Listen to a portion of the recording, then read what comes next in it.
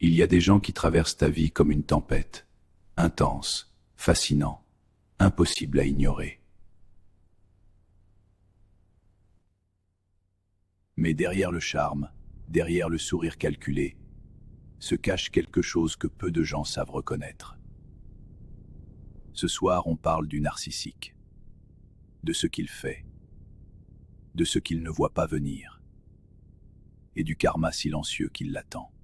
Le narcissique ne voit pas les autres comme des êtres humains.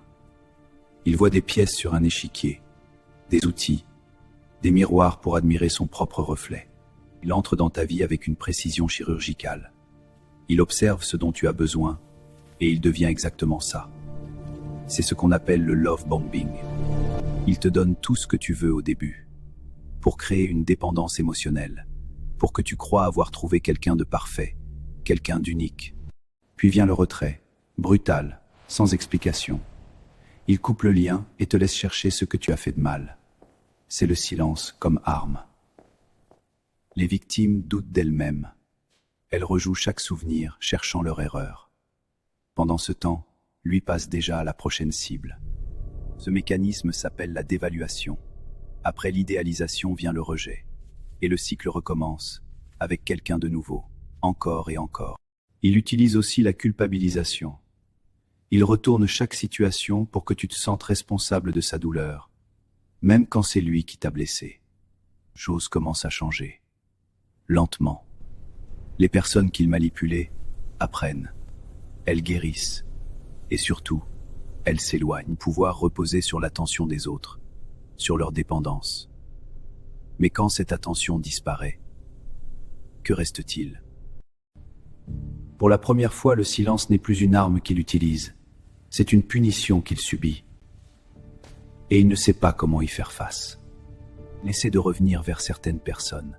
Un message, un appel, mais cette fois personne ne répond. Les portes qu'il a fermées sont maintenant verrouillées de l'autre côté.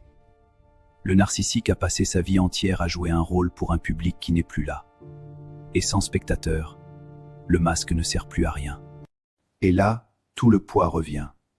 Les souvenirs, les visages, les dégâts qu'il a causés, tout remonte d'un seul coup. Il réalise qu'il a détruit les seules connexions réelles qu'il avait jamais eues.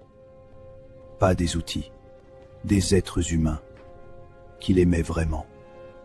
C'est ça le karma, pas une vengeance rapide, pas un coup du destin, une conséquence lente, inévitable, construite de ses propres mains.